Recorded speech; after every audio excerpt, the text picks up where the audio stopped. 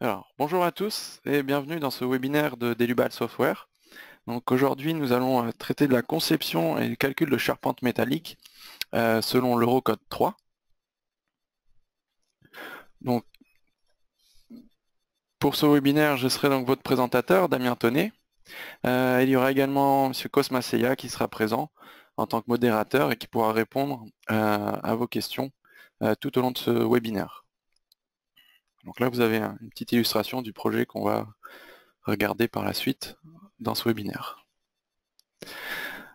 Pour les questions, vous pouvez utiliser donc l'interface de GoToWebinar, donc le chat, et vous pouvez aussi par la suite, après ce webinaire, nous faire suivre vos questions à info@delubal.fr. Donc, tout d'abord, par rapport au logiciel, donc aujourd'hui on va parler du logiciel Airfem. Ce logiciel va avoir des modules dédiés à la partie vérification de charpente métallique, donc dédiés à la partie acier. Donc, pour ces modules, on aura donc notamment le module RF Steel EC3 qui va vous permettre de faire des vérifications selon la norme EN 1993, donc l'Eurocode 3, sur des barres. Donc vous allez pouvoir faire des vérifications ELU, ELS et également des vérifications des sections à résistance au feu. Donc là, vous avez les différentes références de normes intégrées dans RF Steel EC3. On va également, dans Steel EC3, pouvoir activer des extensions, donc RF Steel Warping Torsion, qui va permettre de faire des analyses de flambement par flexion-torsion, où là, on fera une analyse du second ordre, et on va pouvoir avoir accès à 7 degrés de liberté dans les différents paramètres. On va également pouvoir activer RF Steel Plasticity, qui lui va permettre de prendre en compte dans l'analyse les réserves plastiques. Pour la partie métallique, on aura également le module RF Steel qui va pouvoir être, qui se décompose en deux parties. RF Steel pour les barres et RF Steel pour les surfaces. Ça va être dessus des analyses de contraintes par rapport aux contraintes limites. Notamment, on va s'en servir assez souvent sur des analyses de modèles surfaciques, comme on peut le voir ici. Donc, ce qui va permettre de contrôler les épaisseurs de plaques, de contrôler les plaques en acier par rapport aux contraintes, et également de faire des optimisations sur les épaisseurs de plaques. On aura également des modules dédiés à la partie assemblage, donc par exemple RF Frame Joint Pro, qui va vous permettre de faire tout ce qui est assemblage encastré au niveau des connexions poteau-poutre, toujours selon l'Eurocode 3. Vous allez également avoir des outils dans la famille RF Joint Steel pour tout ce qui est assemblage articulé poutre-poutre ou poteau-poutre, les pieds de poteau articulés ou encastrés, également les assemblages DSTV qui sont des assemblages normalisés. Et enfin, on aura également le module RF HSS qui lui vous permet de faire des assemblages par soudure au niveau des sections creuses. Donc maintenant qu'on a vu ces différents modules qui sont disponibles pour la partie métallique, je peux vous montrer quelques projets clients, donc des projets de charpente. Donc par exemple, nous aurons le dôme du Louvre à Abu Dhabi, une charpente métallique du centre aquatique de Courchevel. On peut avoir aussi des formes un peu plus complexes comme le temple qu'on peut voir ici, ou bien encore ici une station de métro. Donc là, ça va être de la charpente pour des grands bâtiments ou des structures accueillant du public, mais on pourra aussi faire d'autres types de structures, comme des structures pour le domaine industriel. Donc par exemple ici, de la charpente métallique pour une usine de panneaux en Russie. Des structures, par exemple ici une superstructure, donc un système, une grue, ou bien encore en élément surfacique, ici un système d'écluse qui a été réalisé pour une écluse en Allemagne. Donc on pourra travailler sur divers types de structures avec des barres, des surfaces ou encore par la suite des solides aussi. Donc à présent, je vais passer sur l'exemple sur le logiciel Airframe. Alors, hop.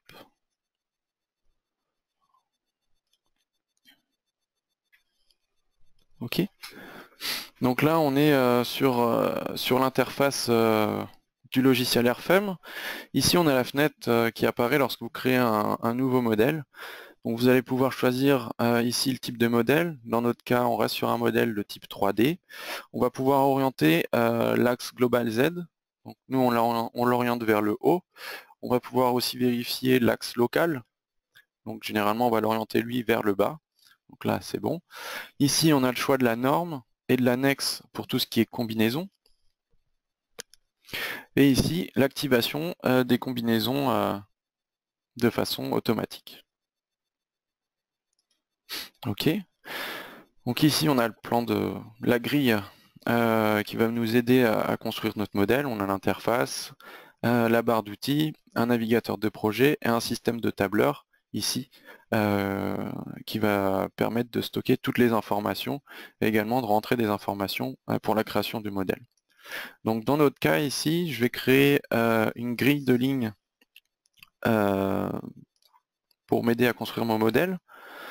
Donc en faisant un clic droit, je peux avoir accès ici au réglage pour le plan de travail.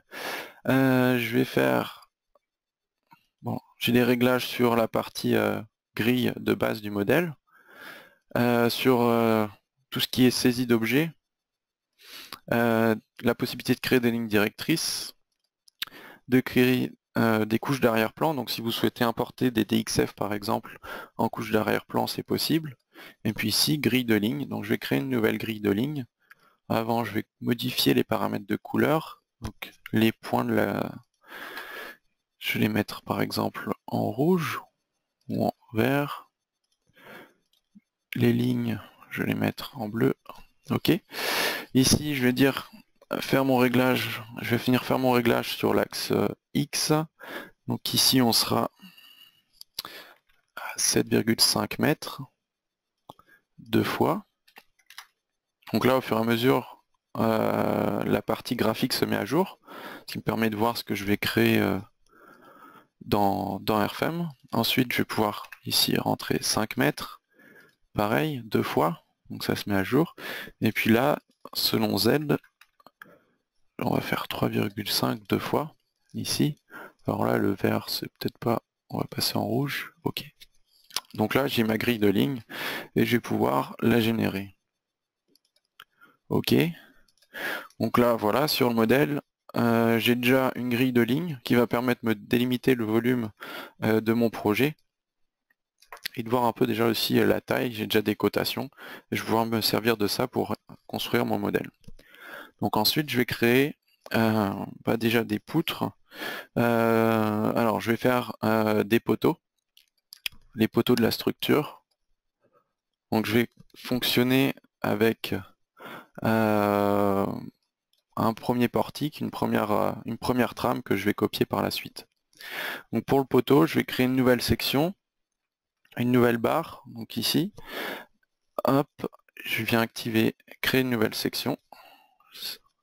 Alors, pour les sections, soit vous pouvez venir les chercher dans la bibliothèque, ici, donc là dans mon cas, je vais prendre un HEA.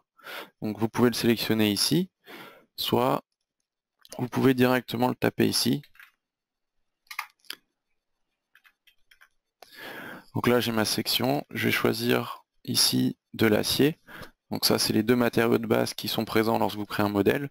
Vous avez aussi accès à la bibliothèque des matériaux pour les changer si besoin.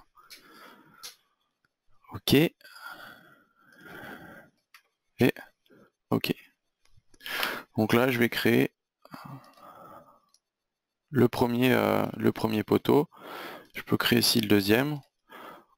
Et par exemple, une chose qui est possible, c'est de sélectionner, de maintenir la touche CTRL et de déplacer pour copier une barre. Ce que je peux faire sur cette section-là, c'est lui donner un commentaire et dire par exemple que c'est un poteau. Ok, ce qui va me permettre de différencier. À présent, je vais créer une deuxième section. Donc là, je ferai aussi sur un HEA de 280. Mais là, je vais dire que c'est une poutre, ce qui me permet en fait de créer plusieurs sections identiques, de les différencier par justement des commentaires. Et par la suite, si je suis amené à modifier une section, je pourrais modifier directement tous mes poteaux ou toutes mes poutres ici d'un seul coup en modifiant la section.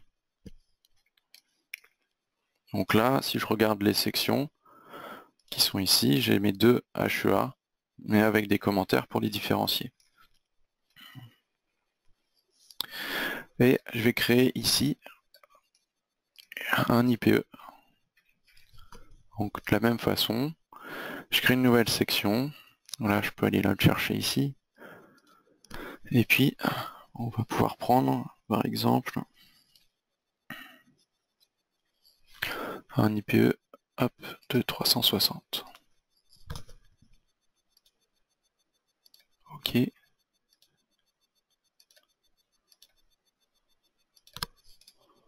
Donc là également, vous avez sans doute vu, il y a les aides à la saisie qui vous détectent automatiquement aussi les points milieux ou perpendiculaires pour créer, connecter les barres. Alors une fois que j'ai fait ça, je vais pouvoir aussi diviser ici. Donc ici, je vais avoir un système de solivage par la suite. Donc là, je vais diviser ces deux poutres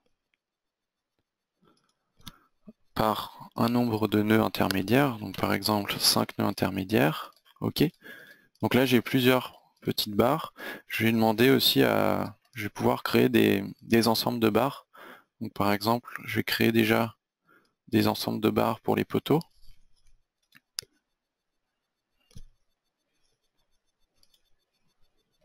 Je vais pouvoir modifier les trois ensembles d'un seul coup. Donc, hop. Là-dessus, on dit que c'est un poteau.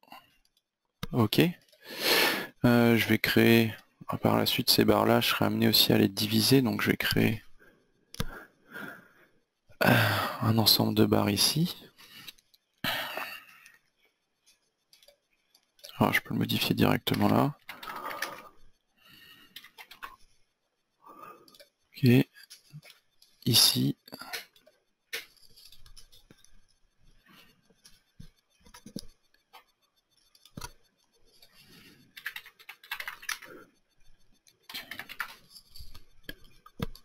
Ok. Et puis maintenant, je vais créer ici aussi. Et les noms existent déjà. Donc, j'ai juste à les chercher dans la liste déroulante.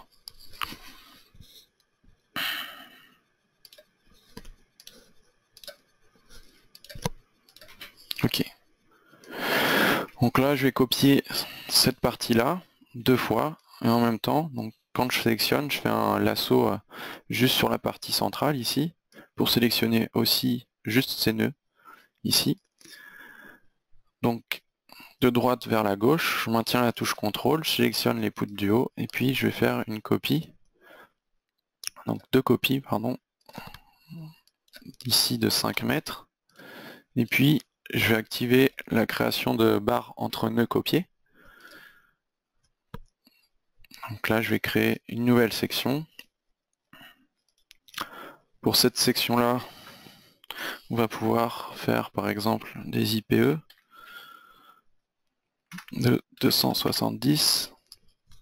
Ok. Pour ces barres-là, je peux aussi directement créer des articulations en chaque extrémité. Ok. Ok. Ok. Donc là, j'ai dupliqué mon portique ici et j'ai créé aussi des éléments, des traverses pour pouvoir faire mon plancher par la suite. Ok. Je vais pouvoir ensuite, par rapport à ces poutres ici, aux traverses, on va pouvoir créer un excentrement pour les aligner par exemple avec la surface, avec la semelle supérieure de notre IPE ici. Donc là, je peux par exemple sélectionner ces ensembles-là, modifier la barre, et ici activer un excentrement par rapport à une autre barre, et j'aligne donc les deux semelles. Donc là maintenant les semelles sont alignées au niveau des sections. Ok.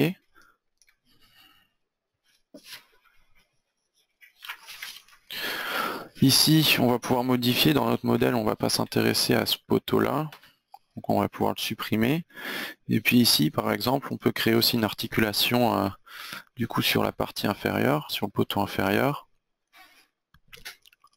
Alors ici on sera en fin de barre, et par exemple juste sur Y, local. Donc après si vous souhaitez vérifier les axes locaux, vous pouvez faire un clic droit sur un élément et activer les systèmes d'axes locaux pour vous repérer au niveau des axes. Ok. Et à présent on va créer des barres ici pour maintenir cet écartement. Maintenir l'écartement au niveau des portiques en haut. Donc je vais créer une nouvelle barre. Ici des sections creuses, carrées. On va partir là-dessus. Ok.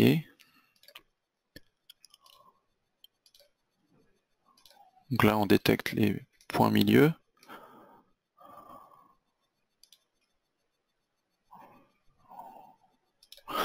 Ici. Et ici. Et puis là, comme tout à l'heure, je peux faire une sélection. Là, on voit qu'il y a des articulations, je peux tout de suite les modifier.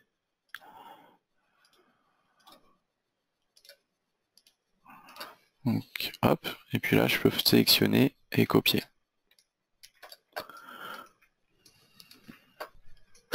Et ici, également, on est sur des sections creuses.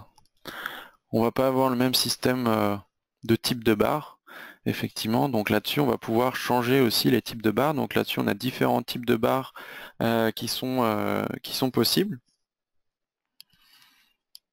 Et donc là-dessus, on va partir sur des barres treillis, donc qui seront directement, automatiquement articulées en extrémité de barre. Donc ensuite, on aura d'autres choses, d'autres types de barres qui seront possibles en fonction des projets. Ok.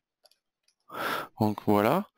On va pouvoir créer des appuis. Donc là, je vais peut-être désactiver ici la grille de ligne. Donc là, je peux désactiver la grille de ligne. Voilà. Et là, je vais sélectionner les nœuds ici, des pieds de poteau, et je vais créer des appuis. Ici, on va faire des appuis rigides. Ok. Donc là, on a déjà un modèle, une structure de modéliser. On va pouvoir ensuite créer des cas de charge. Donc je vais créer un premier cas de poids propre. Donc le poids propre. Charge permanente avec la direction de la gravité. On va créer des charges au niveau de la toiture, au niveau du plancher. Donc pour ça, on va pouvoir utiliser l'outil dans générer les charges, des charges de surface sur les barres par le plan. Donc là, je vais pouvoir renseigner une valeur, donc 0,75 kN par mètre carré. Là, on est en kN par mètre carré. Si je veux, je peux modifier ces unités et par exemple rentrer des décanewtons. Ok. Et donc là, on se met à jour, on a changé les unités, on est en décanewtons. Je vais définir les nœuds de contour de la zone à charger. Ok. Là, on voit qu'il y a une surface de couleur verte qui s'est créée. On voit qu'il y a des barres qui sont en surbrillance rouge. Donc ça sera les barres qui sont inclus dans cette surface-là et qui seront chargées. Je peux demander à ne pas charger par exemple ces éléments-là. Et du coup, je vais juste charger les HEA des portiques. Ok. Je peux afficher les résultats séparément, ce qui va permettre de voir les charges au niveau des barres. Je vais créer ici de la même façon la charge au niveau du plancher. Donc outils, générer les charges. Et ici, je vais rentrer une valeur de 250 décanewtons par mètre carré. Je vais définir ici cette zone de plancher.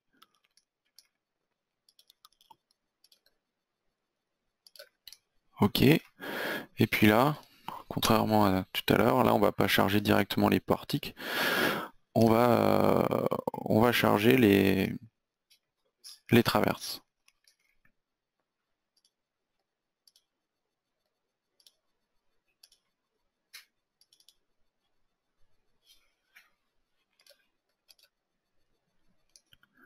Hop. Ok, on va pouvoir passer aux autres types de cas de charge. Donc on va pouvoir créer par exemple une charge, par exemple ici, d'un bureau. Donc là je vais créer une charge imposée. Outils, générer les charges, comme tout à l'heure. Là, on a déjà les réglages de la dernière, du dernier chargement effectué. Donc là, je vais juste changer la valeur et conserver cette zone. OK. Et du coup, là, je peux charger le plancher. Je peux regarder séparément. Voilà.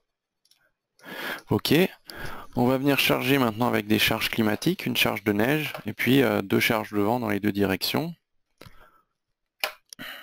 Donc là-dessus, on va pouvoir créer également un cas de charge neige.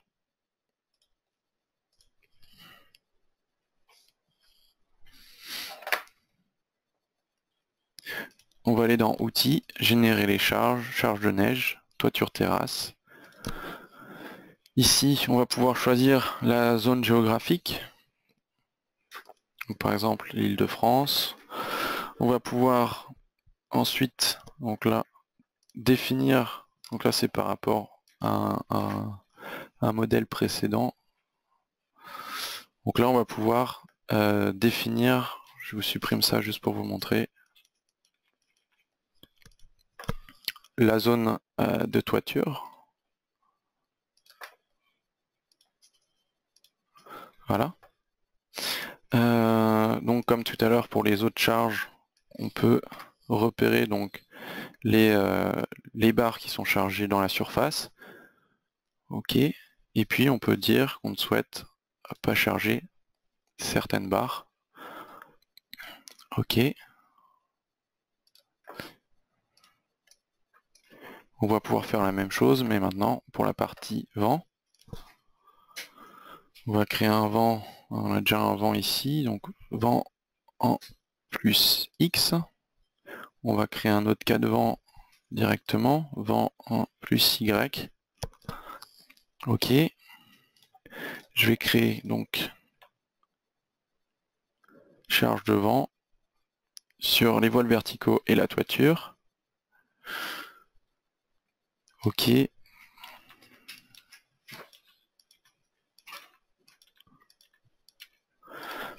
Et là, donc comme tout à l'heure, pour la neige, on va avoir le même principe ici. On va choisir la zone de vent. Donc là, en cliquant sur le i de info, on aura la carte. On peut double-cliquer dessus. Donc on était en Île-de-France tout à l'heure. Donc on reste sur la 2, la zone de vent 2.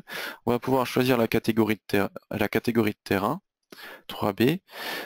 Et ici, on va rentrer la hauteur. Donc là, on est sur une hauteur de 7 mètres au niveau de la structure. On va pouvoir définir les nœuds de contour de la base du bâtiment. Donc là, on va pouvoir sélectionner les nœuds de contour. OK. Pareil pour la partie toiture. Alors, bien faire attention à l'ordre de sélection des nœuds, que celles des nœuds de base correspondent aussi à celles des nœuds de la toiture. On va pouvoir créer donc deux cas, un cas de pression, un cas de dépression. Là, on va faire que un cas de pression. Donc là, on est dans le cas de vent en plus X sur le CC, sur le cas de charge numéro 4. Donc on va regarder. Donc plus X, ça va être dans cette direction-là. Ce qui correspond ici donc à la face BC. Donc là-dessus, on peut laisser là-dessus. On peut modifier aussi si besoin. Et on a à chaque fois ici la zone qui se met à jour et également les informations sur le modèle des zones sur les faces qui se mettent à jour également. Ce qui permet de se repérer pour savoir dans quelle direction vient le vent. Donc plus X, OK. Et ici, donc on a désactivé, donc on désactive ces barres-là pour charger uniquement la partie portique. OK. Et comme tout à l'heure, on peut regarder séparément et on va avoir uniquement la partie portique de charger. Hop. OK. Et maintenant, on passe au deuxième cas de vent.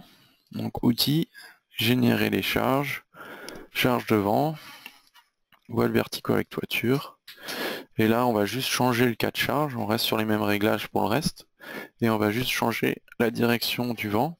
Donc, le vent vient sur la face donc AB. Donc là, on doit avoir la valeur D sur cette face-là. Donc en plus Y, c'est bon. OK, et comme tout à l'heure, donc là, on a juste la partie portique de charger.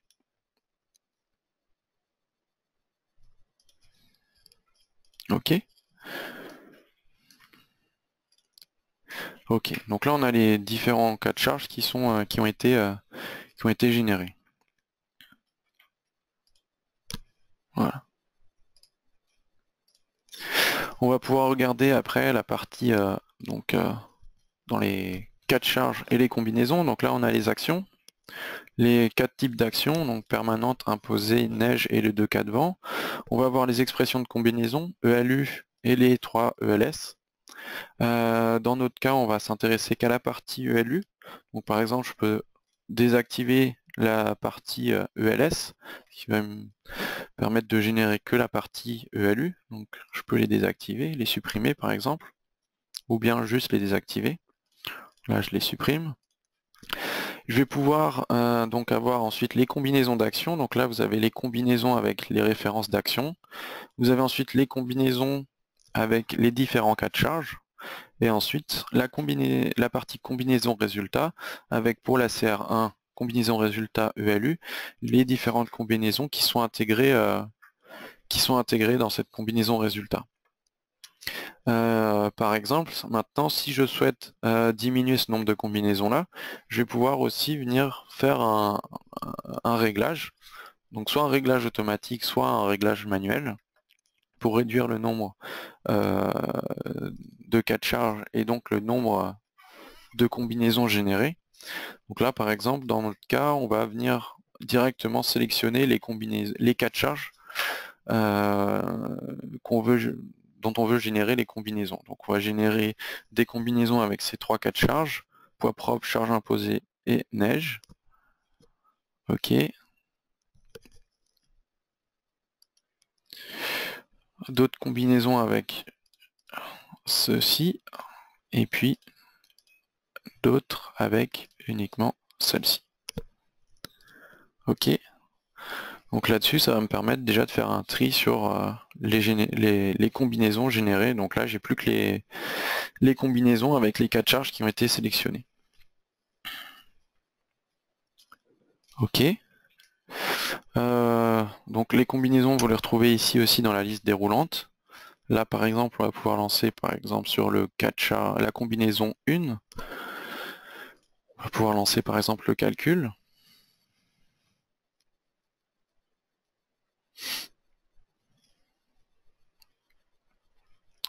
On va pouvoir voir, donc là je peux masquer par exemple, là on va voir les déformations. On peut changer aussi le mode de vue des déformations si on le souhaite. Donc au niveau des réglages d'affichage des résultats, je peux par exemple afficher les barres avec des sections colorées, ce qui permet de voir les résultats avec un code couleur. Et on peut aussi donc régler et augmenter ou réduire les déformations, donc pour la partie, grandeur des déformations, et ensuite on peut aussi afficher ça avec une animation.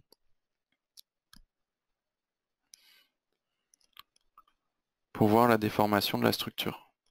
Donc ça, on pourra faire ça sur les différents cas, ou bien les différentes combinaisons ou combinaisons résultats. Donc là, on a vu les déformations. On peut regarder aussi les efforts internes dans les barres. Donc par exemple, les efforts normaux, les efforts tranchants, Vx, Vy, Vz, les moments de torsion, moments de flexion, Y et selon Z.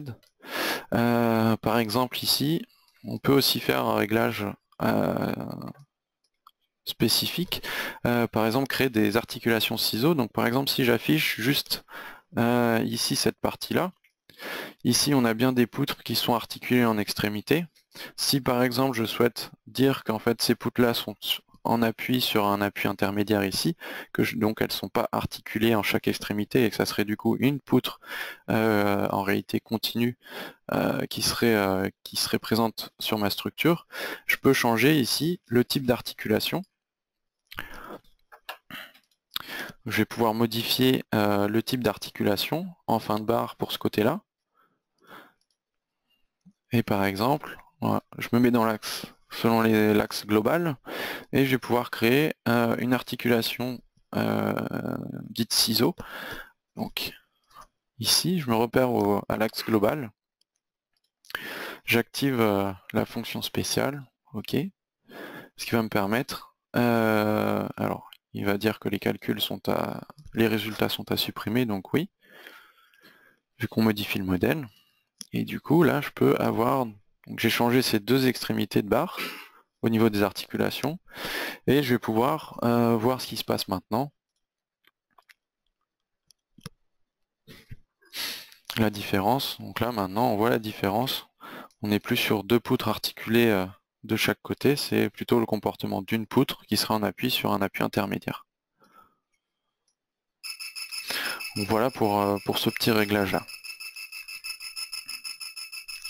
Alors, hop, je peux revenir sur l'affichage global du modèle. Et voilà. Donc une fois qu'on a fait ce modèle là, on va pouvoir regarder la partie stabilité. Donc pour ça, on va aller voir quelque chose qui est la partie qui explique cette partie là dans l'Eurocode. Donc hop. Ah, c'est peut-être ça. Je crois que j'ai pas accès. Ok. Donc dans l'Eurocode, dans la partie 5.2.1, qui traite des effets de la déformation géométrique de la structure, on va avoir, pour savoir si au niveau de l'analyse de stabilité, si on peut rester sur une analyse du premier ordre ou sur une analyse du second ordre, on va avoir à regarder la partie alpha critique. Donc dans l'Eurocode, pour une analyse élastique, on va vérifier que le alpha critique soit supérieur ou inférieur à 10. Donc dans le cas où il est supérieur ou égal à 10, on pourra rester sur une analyse du premier ordre. Dans le cas où on est sur un alpha critique inférieur à 10, on sera sur une analyse du second ordre. Et ensuite, à la suite de ça, on va voir ce qui se passe. Donc, je peux retourner sur RFM. Hop. On va lancer l'analyse de stabilité avec RF Stability.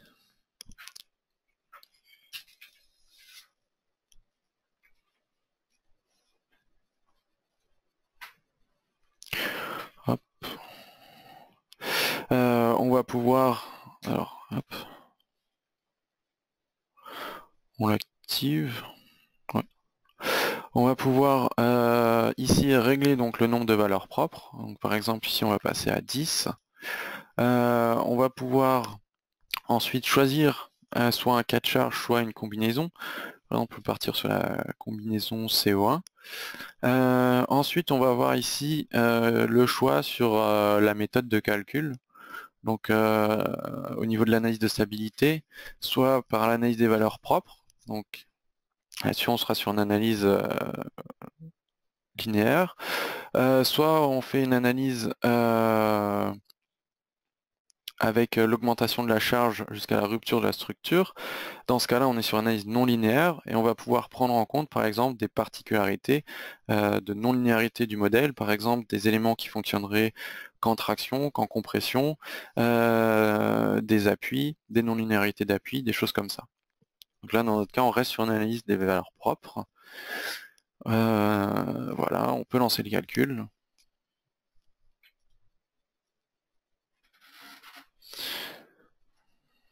Donc,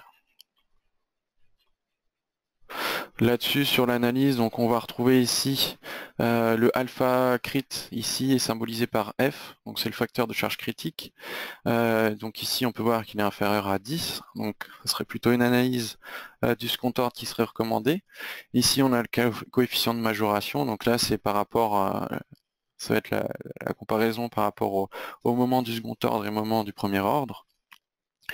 Ensuite, dans Rev Stability, on va retrouver d'autres données, comme ici des longueurs efficaces, facteurs de longueur efficace, charge critique. Donc ça, ces valeurs de longueur efficace pourront par la suite, si on souhaite les utiliser dans des analyses, dans l'analyse du modèle. Et ensuite, on va retrouver d'autres choses, les vecteurs propres, par nœud ou par barre. Donc là, par rapport à analyse de stabilité, par rapport aux valeurs propres sur la combinaison 1, on peut voir qu'on serait ici sur une analyse du second ordre. Donc pour le réglage de cette analyse du second ordre, si vous ne l'aviez pas vu, je vous le montre, ça va être ici. Vous avez au niveau de l'expression de combinaison, vous pouvez changer le type d'analyse. Donc là, on reste sur l'analyse du second ordre. Ok.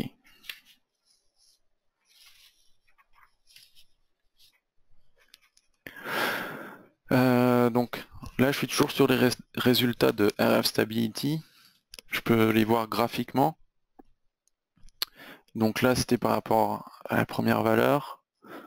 Donc ici, on voit un peu le comportement. Et ici, par rapport à la deuxième valeur. Bon, voilà. Ok. Donc, à la suite de ça, on peut voir aussi, je vais créer ici du contreventement. Et on va regarder par la suite la création des imperfections.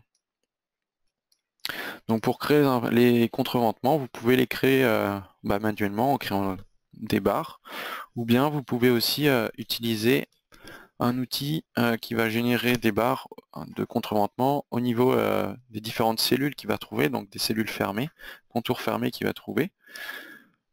Ok, donc là je peux choisir le type de barre. Ici on va rester sur des barres qui fonctionnent en traction. Je vais pouvoir créer ici une nouvelle section. Par exemple, je vais partir sur une section ronde de 20.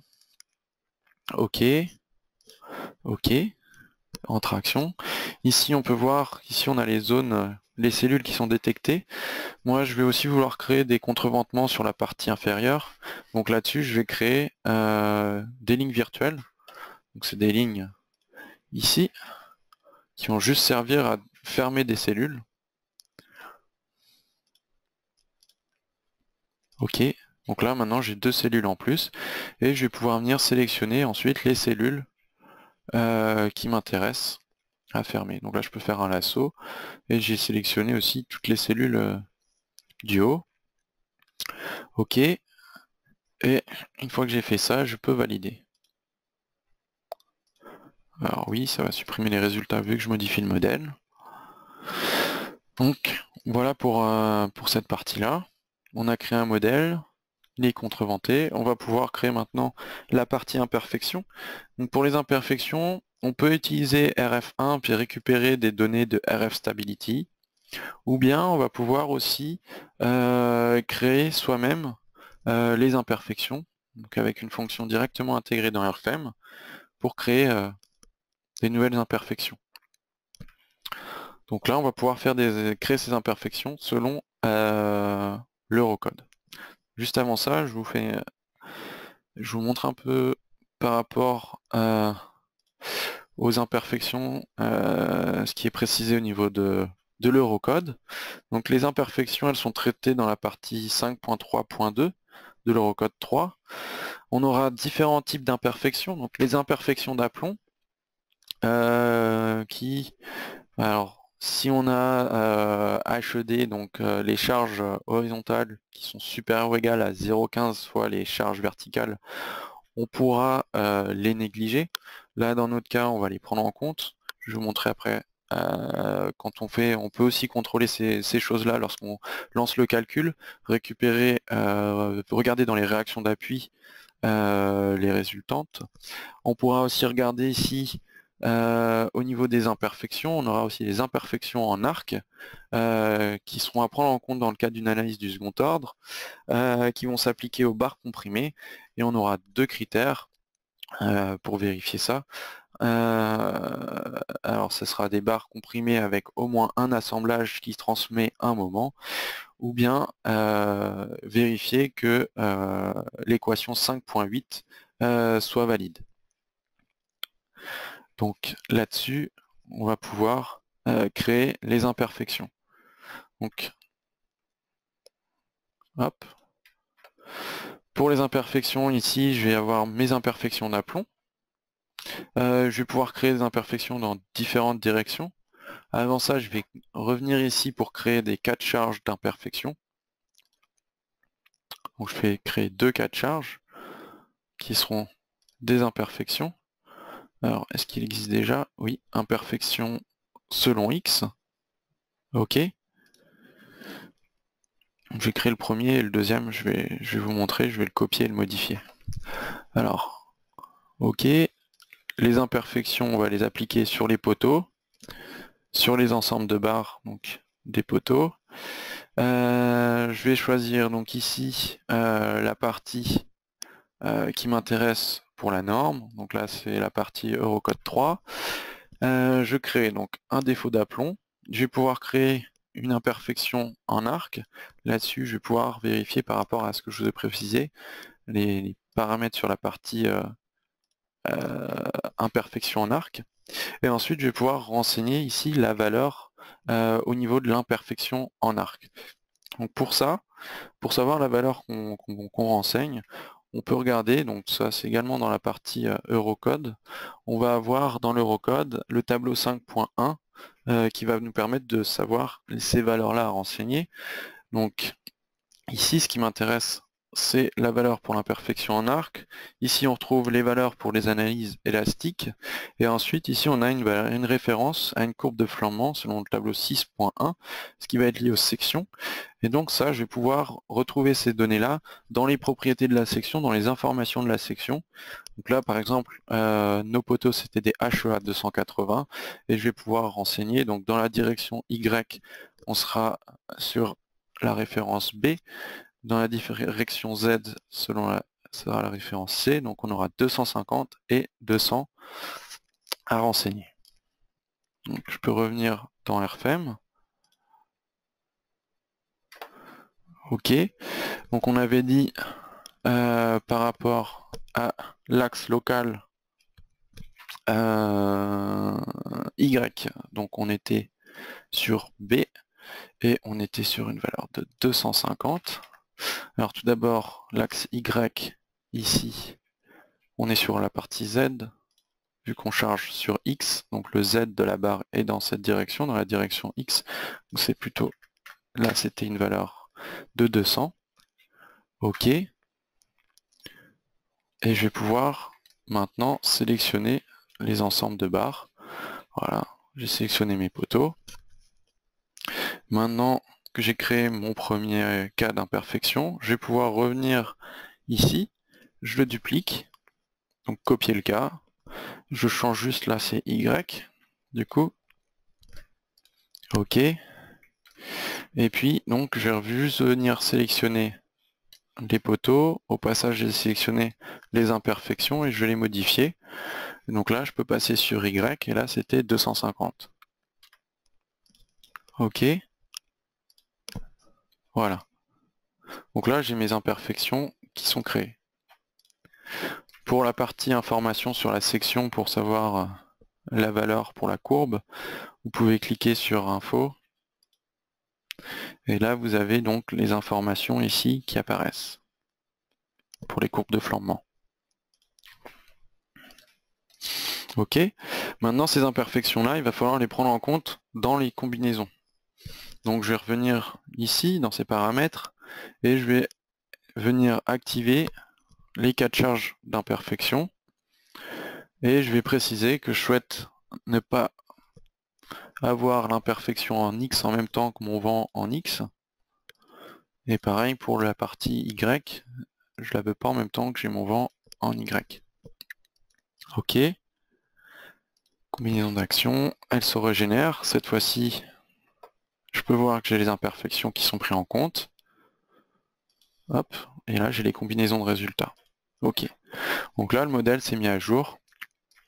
Et donc par exemple, je peux relancer à présent le calcul, par exemple sur la combinaison résultat. Ok.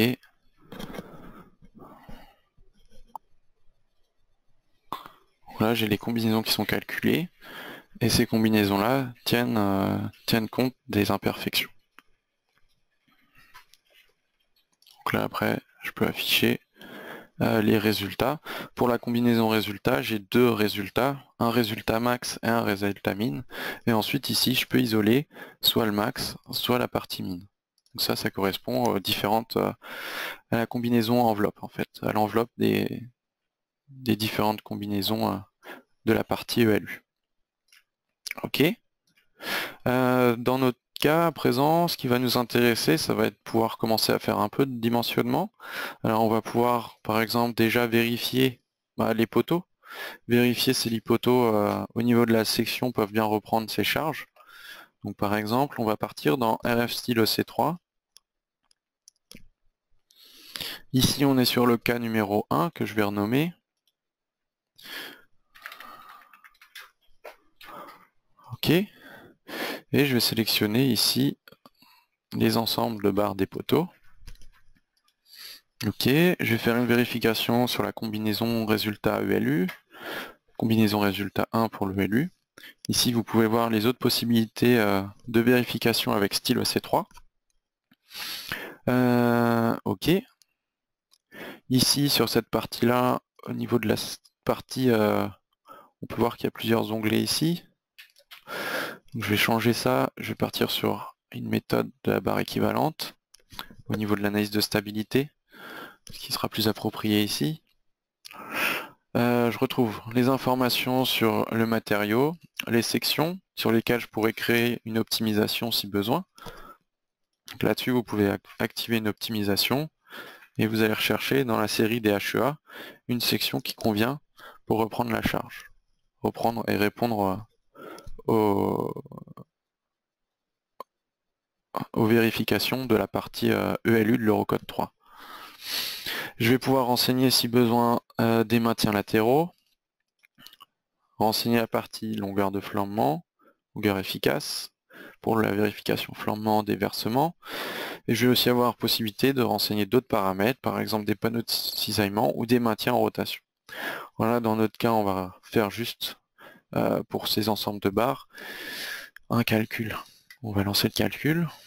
Donc là-dessus, on peut voir qu'au niveau du rapport maximal, on reste inférieur à 1.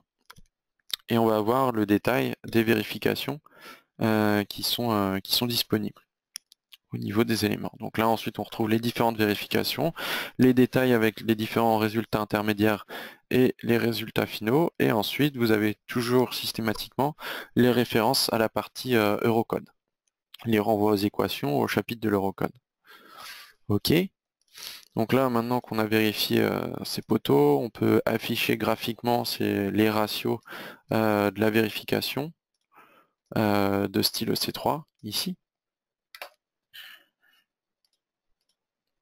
Ok, donc là on a différentes possibilités d'affichage de résultats.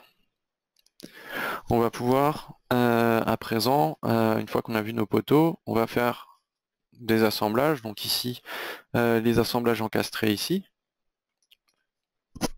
Donc pour ça, on va pouvoir passer avec RF-Frame Join Pro.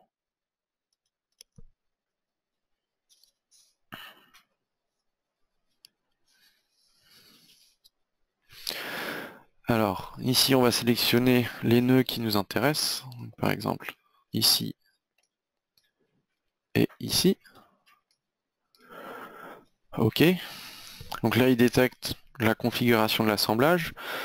On est sur la norme Eurocode. On va ici laisser activer le calcul préliminaire des côtés, donc ce qui va permettre de nous proposer différentes variantes d'assemblage par rapport à la configuration. Donc, on aura plusieurs choix et on va pouvoir choisir parmi ces configurations, ces variantes, celle qui nous intéresse. Là, on retrouve donc les sections. OK.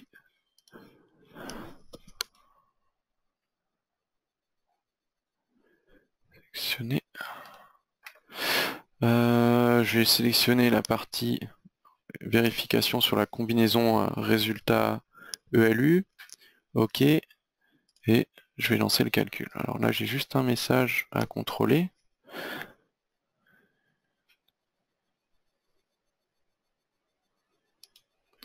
OK. Alors, c'est pas grave.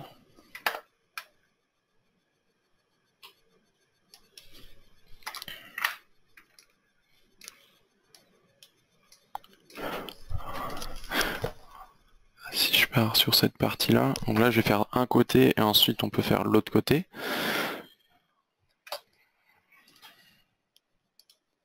OK.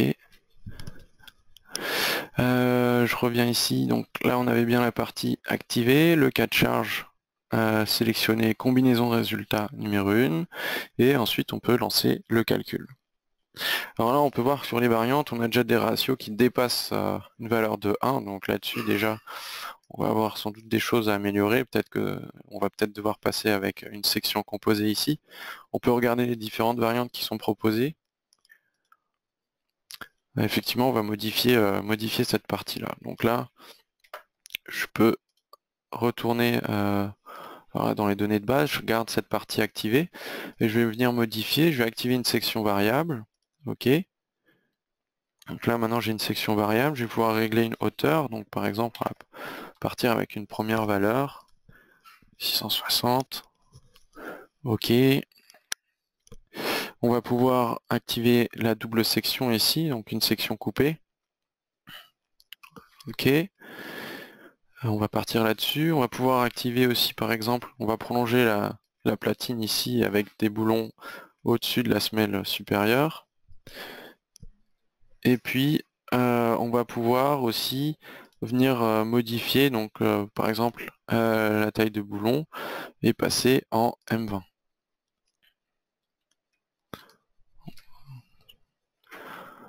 OK. Et là, on va pouvoir relancer le calcul et on va voir ce qui est proposé au niveau des variantes. Là, on retombe sur des résultats un peu plus cohérents pour un assemblage comme ça. Donc on est sur des rapports inférieurs à 1. Avec ici l'assemblage, je peux choisir parmi les configurations, les variantes. Je vais rester sur la première et une fois que j'ai choisi ma variante, je vais pouvoir lancer la vérification. OK. Et je vais pouvoir regarder le détail au niveau des calculs. Donc là-dessus, je vais voir les résumés sur la partie poteau et sur la partie poutre droite. Je vais avoir les vérifications sur le poteau, au niveau des soudures de semelle, des différentes zones. Je vais avoir les résultats, les tableaux de détail également. Et je vais avoir également les vérifications pour la partie poutre connectée, avec les différentes vérifications pour la semelle, semelle du poteau, lame du poteau, la semelle et les semelles et la poutre et lame de la poutre. Donc on aura les différentes vérifications également sur la partie platine. Et ensuite je vais pouvoir récupérer la partie graphique. Donc là j'ai une modélisation graphique de l'assemblage. Et je vais pouvoir regarder par exemple, juste des détails, par exemple la platine d'Abou, sortir un plan de cotation de ça, ou récupérer ça également dans le rapport pour pouvoir documenter et fournir des informations là-dessus. Donc là, j'ai différentes parties de l'assemblage qui sont modélisées. Donc là, c'est ce qui a été proposé, mais également, si je souhaite modifier moi manuellement par la suite les boulons, on va pouvoir venir changer ces paramètres-là, également tout ce qui est distance et espacement des boulons. Ok. Donc, maintenant que j'ai fait cette vérification-là, je peux aussi regarder le rendu visuel. Donc ici, on a déjà le rendu visuel de l'assemblage. Ici, on pourrait refaire après la même chose de l'autre côté. On pourrait modéliser aussi un assemblage pour la partie centre, avec ici la connexion de ces deux poutres au poteau. Là, ce que je vais faire, c'est que je vais mettre à jour le modèle avec des sections composées ici, et aussi régler tout ce qui est excentrement. Donc, je vais régler un excentrement en extrémité de barre. Vous allez voir. Donc là, on va passer ici. Je sélectionne ces trois portions de barre. Donc là, on va modifier à la fois le début et la fin de barre. Également ici, on sera sur la même configuration ici. Donc on peut barre modifier. Là-dessus, on va créer une nouvelle section en début de barre. Donc en début de barre, ici, on sera sur une section avec la section composée ici, la section soudée en dessous qui sera la plus petite et là la plus grande. Donc là-dessus, on va venir faire une section avec donc un IPE, on était sur un 360, IPE de 360 également pour la partie inférieure. Ici, je vais choisir donc la valeur H minimale. Donc là, la valeur minimale de H est calculée pour la partie inférieure. OK. Je vais faire la même chose maintenant pour la partie, pour l'autre extrémité.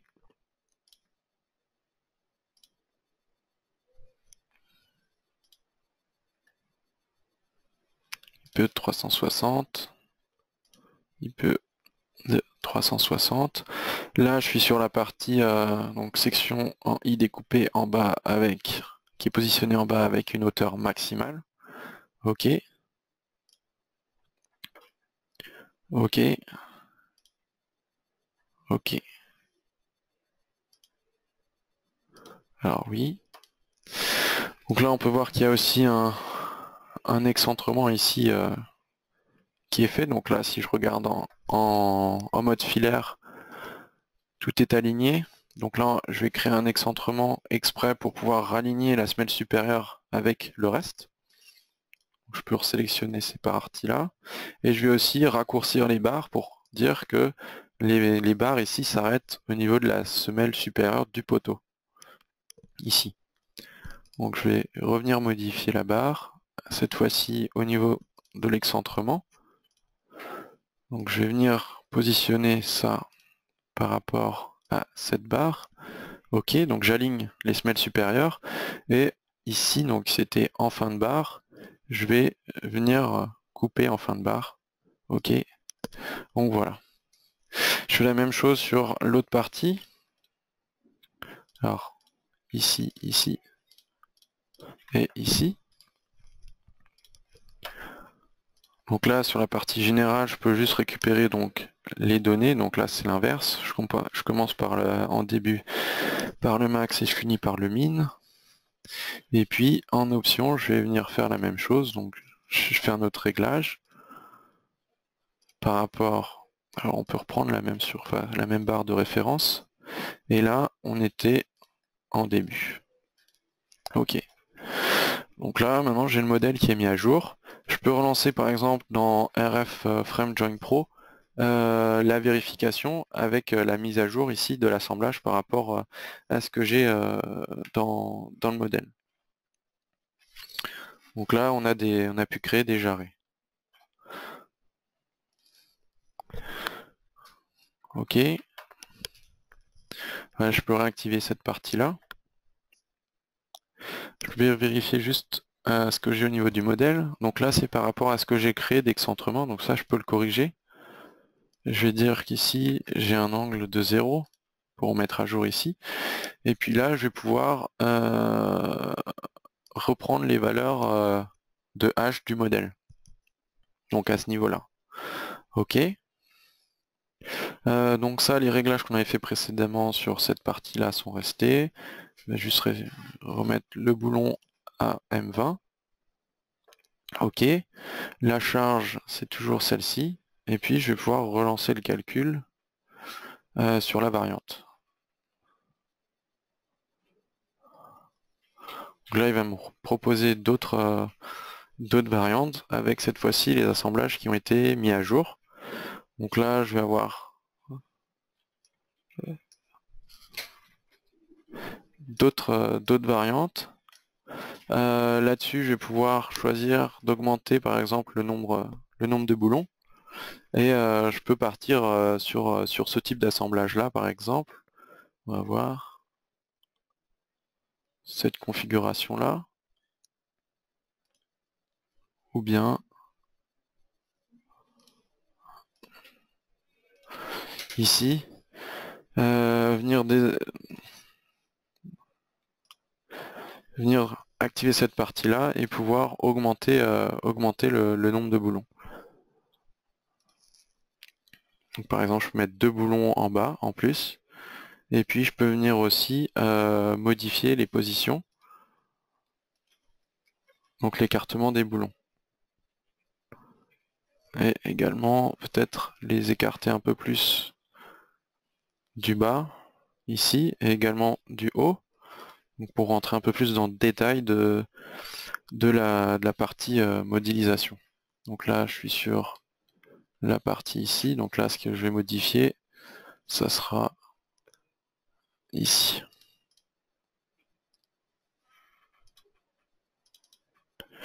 Ok. Et puis ici, je pourrais peut-être en passer à 80 comme pour en bas. Ok. Et là, on va essayer de faire quelque chose un peu de symétrique comme ça, 130, 130 au niveau des valeurs. Et là, maintenant, ce que j'ai modifié, je peux le relancer au niveau du calcul. Alors maintenant, je vais faire là-dessus. Donc là, par rapport à ce que j'ai modifié, je me suis inspiré un peu de ce qui m'avait été proposé au niveau des variantes et j'ai remodifié les réglages pour faire un assemblage un peu plus personnalisé là-dessus. Donc là, on a les vérifications sur la partie poteau, sur la partie poutre. On va voir les différentes vérifications ici sur le poteau, comme je vous ai montré tout à l'heure, la partie poutre. Et puis ici, on va récupérer la partie graphique et avec également tout ce qui est détail avec cotation pour cette partie-là. Voilà. Ok. Donc voilà pour cette partie d'assemblage encastré avec de type jarret pour la connexion poutre-poteau. On va pouvoir par exemple passer sur une autre vérification, cette fois-ci une vérification peut-être de section à l'Eurocode 3. Donc on va pouvoir faire par exemple une vérification sur cette poutre ou celle-ci. Hop. Et là on a le rendu graphique aussi de la partie assemblage. Ok, donc là je vais partir sur la vérification avec RF style EC3. Cette fois-ci je crée un nouveau cas. Hop. Poutre. Alors là c'est les IPE. Ok. Toujours sur la combinaison résultat ELU. Le matériau. Ah, j'ai pas sélectionné les données. Donc là-dessus, vous voyez, vous avez un message si vous oubliez de renseigner une donnée, donc vous pouvez pas louper des étapes. Là, on va sélectionner cet ensemble de barres, OK. Je vais pouvoir ensuite continuer. Là-dessus, on peut voir que, comme tout à l'heure, on a changé la méthode. Donc là-dessus, il me propose cette méthode-là, étant donné que par rapport à la configuration de l'ensemble de barres, ici on est sur un ensemble de barres avec des sections inertie variable, donc là-dessus. Dans la partie détail, si je regarde en stabilité, pardon, l'onglet stabilité, on est passé sur la méthode 6.3.4, donc la méthode générale de l'Eurocode 3, qui sera adaptée par rapport à ce type de poutre, puisque je ne peux pas appliquer les autres méthodes 6.3.1 à 6.3.3, vu que là on est sur une section avec une variation d'inertie. Donc là, j'ai les matériaux, les sections. Comme tout à l'heure, je peux renseigner des maintiens latéraux si besoin. Et là, donc, je vais avoir la partie méthode générale qui va me permettre de définir, de faire des réglages au niveau des appuis nodaux. Donc là, je peux regarder le modèle ici. OK. Ici, donc j'ai ma barre modélisée avec les deux appuis d'extrémité. Étant donné qu'ici j'ai des poutres ici qui sont fixées également, je vais pouvoir modéliser ici ces appuis de poutres par exemple. Donc là je vais faire juste un lasso, hop, je sélectionne les nœuds, il me les intègre ici dans le tableau, ils sont modélisés également là, et je vais pouvoir faire les réglages par rapport à la caractéristique de ces appuis. Donc là moi ces appuis là vont juste me servir en appui sur UY. Ok, donc là je vais juste désactiver cette partie là. Ok, et puis ici on va pouvoir faire un excentrement. Par exemple, si je veux les excentrer pour dire qu'ils sont plutôt présents au niveau de la semelle supérieure, je peux les excentrer, par exemple de 170 ici. Je peux appuyer sur F8, ça va rappeler la ligne supérieure, en fait, la valeur de la ligne supérieure qui a été renseignée. Donc là, j'ai ma configuration de l'appui. Je peux ensuite définir des articulations de barre si besoin. Là, dans notre cas, on n'a pas d'articulation intermédiaire au niveau de la barre. Et je peux renseigner des paramètres supplémentaires au niveau de la partie panneau de cisaillement ou maintien de rotation. Donc ensuite, je peux lancer le calcul sur cette partie-là. Donc là, j'ai un message qui me dit qu'il ne peut pas poursuivre la vérification parce que j'ai un moment autour de l'axe Z. Donc là-dessus, je peux regarder un peu le détail de ce qui a été calculé dans cette partie-là, les efforts internes. Je peux voir que au niveau des efforts, on a un effort normal, on a un peu de tout. Ici, on a à la fois un moment MY, un moment MZ. Donc on a la double flexion sur la poutre. On va pouvoir, donc ce paramètre-là de MZ, il apparaît dans détail, stabilité, et ici on aura des paramètres qui permettent, si on le souhaite, négliger certains effets par rapport à des efforts normaux ou par rapport à de la flexion, soit MY, soit MZ. On aura la même chose sur la partie torsion. Dans notre cas, on pourrait peut-être modifier cette partie-là, mais il y a aussi possibilité d'activer la double flexion là-dessus dans RF Style EC3. Donc je vais partir dans la partie annexe nationale et je peux utiliser une méthode de Naumes donc, qui permet d'accepter cette double flexion au niveau du calcul. OK. Et à présent, je peux relancer le calcul. Donc là, en activant cette partie-là, on peut voir que finalement, en tolérant la double flexion, la poutre passe. On peut ensuite regarder les différentes vérifications effectuées. Donc là, sur les différentes sections, là, les IPE de 360 ici, et aussi les parties de section ici, section variable. On peut regarder les différentes vérifications. On aura les détails et toujours ici les références, les renvois à l'Eurocode pour cette partie-là. Ok, vous récupérez aussi tout à la fin quelque chose qui peut être utile pour, par exemple, du chiffrage. Vous pouvez récupérer des listes de pièces. Donc ça, c'est des données tableurs qui peuvent être exportées vers Excel et qui peuvent, par exemple, servir sur un modèle pour du chiffrage en quantité de matière.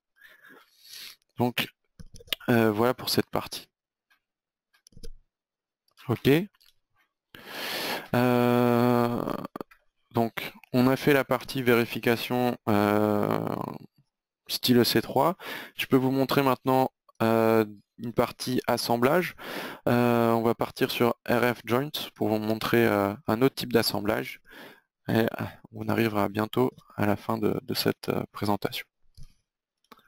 Donc là, ici, on a les différents types d'assemblages disponibles pour la partie acier, pied de poteau. Ici, des assemblages articulés. Donc là, on va par exemple partir sur un assemblage articulé. Je choisis cette option, cette configuration, donc avec une platine soudée. J'ai sélectionné le nœud qui m'intéresse. OK. Oui. J'ai la configuration d'assemblage. Ici, on détecte la barre connectée et la poutre sur laquelle on va se connecter pour l'assemblage. On choisit donc ici la partie qui nous intéresse pour la vérification, donc on reste sur la partie combinaison résultat, et ensuite on va pouvoir partir sur la géométrie. On peut rester sur la géométrie de base qu'il nous propose, ou bien on peut venir la modifier. Par exemple, dans notre cas, on peut venir par exemple modifier cette partie-là, partir sur des valeurs rondes. Ok, on va peut-être pouvoir réduire le nombre de boulons, peut-être 2. Je vais pouvoir régler également l'espacement. Alors, E1, peut-être on va passer à 60. Ici, peut-être, hop, alors de 80. Ok, donc là le modèle se met à jour. Vous pouvez venir faire différents réglages sur cette partie-là. Ok, vous pouvez aussi modifier la partie soudure. Et on va pouvoir venir lancer le calcul. Ok, le calcul est effectué. On va retrouver ici donc la partie graphique, affichage graphique. Vous avez ensuite donc les différentes vérifications effectuées sur la résistance des groupes de boulons, le cisaillement de la plaque de connexion, les efforts dans la platine. Vous avez les différentes vérifications ici qui sont effectuées également sur la partie résistance au cisaillement de l'âme, de la poutre, les différents éléments qui sont contrôlés. Également sur la partie barre d'appui, vous avez et vous retrouvez également toujours les détails et les références aussi à la norme. Vérification par cas de charge. Donc là, comme on a lancé une combinaison, un calcul sur une combinaison résultat, on retrouve toutes les combinaisons de la combinaison résultat enveloppe qui sont calculées ici. Donc on a le détail pour toutes les combinaisons. Ok, et puis on va avoir également la partie graphique, sortie graphique. Donc une vue graphique de l'assemblage.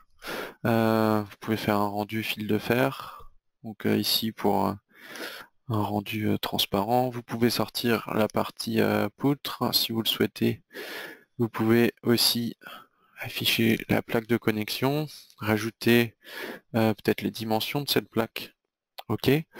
Et cette partie-là, vous pouvez en sortir un DXF. Donc vous avez déjà des données qui partent dans le rapport d'impression, mais vous pouvez aussi sortir un DXF pour, par exemple, importer dans un logiciel de dessin pour créer des plans, ou bien pour modéliser directement cette partie assemblage. Ok. Donc là, on était sur un assemblage. Donc là, je peux, comme pour FrameJoin Pro, regarder visuellement sur le modèle le rendu de cet assemblage-là. Ok. Donc là, je peux regarder ici. Donc là, j'ai le rendu visuel de mon assemblage qui apparaît dans le modèle global. Et puis, par exemple, je peux vous montrer un dernier type d'assemblage possible sur des assemblages de pieds de poteau, par exemple.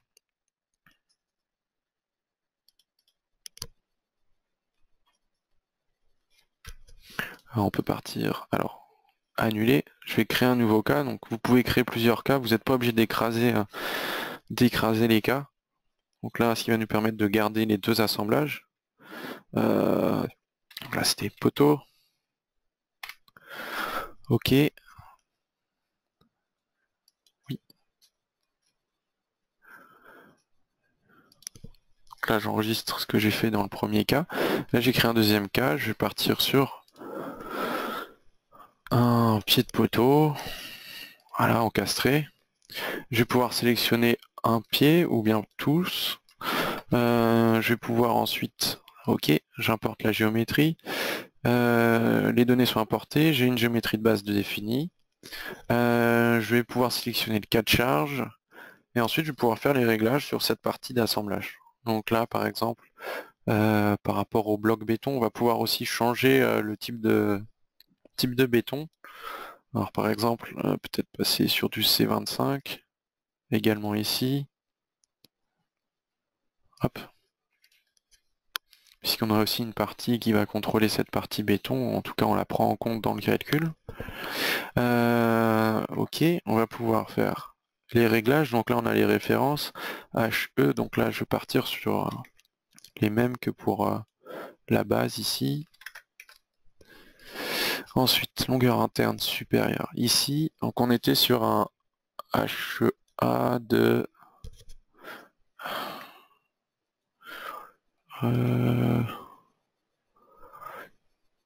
200, 200, 200, 200,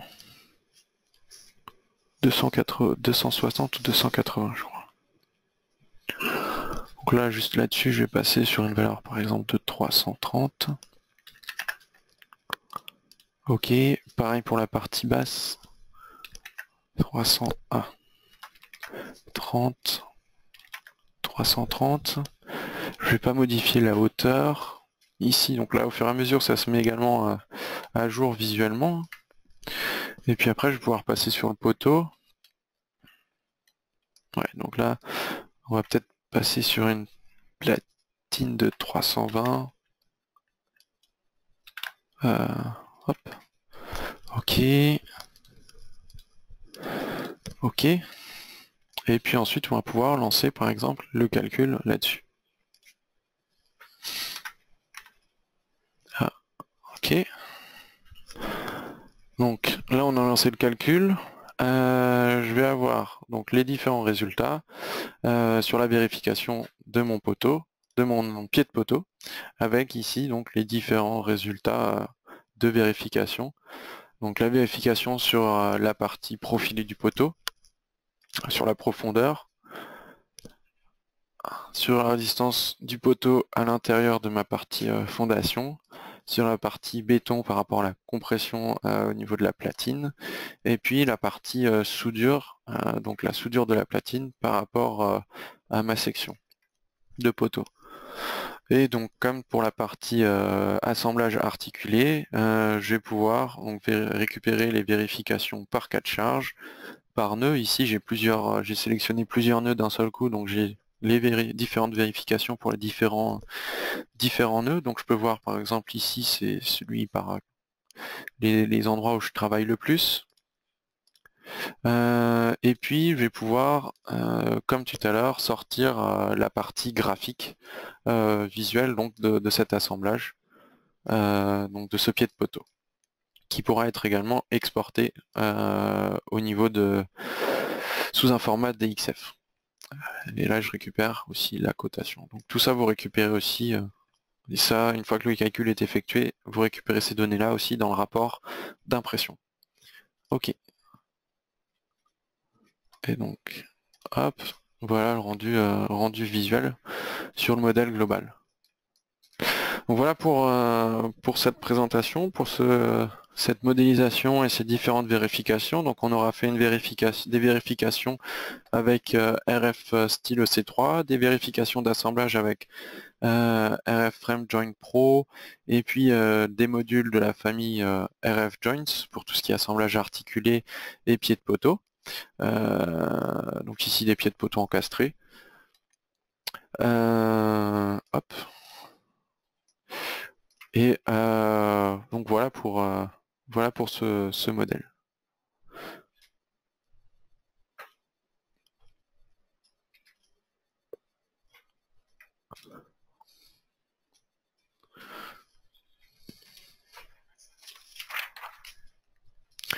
Donc, par rapport au logiciel, vous pouvez demander et télécharger donc une version d'essai de RFEM directement sur le site de delubal.fr,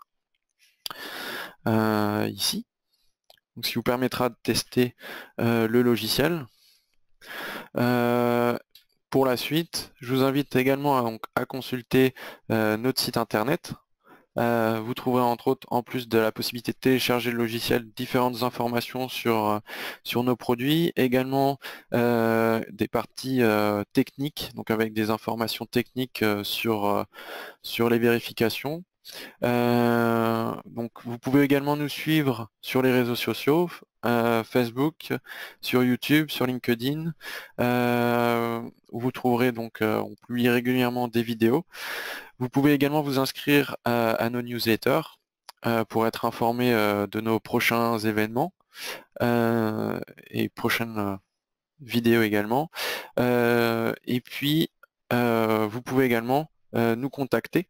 Donc si vous avez des questions, vous pouvez nous contacter par téléphone au numéro indiqué ici, ou bien nous envoyer un mail à info@delubal.fr et nos équipes pourront vous répondre. Donc, je vous remercie pour votre attention et je vous dis à bientôt.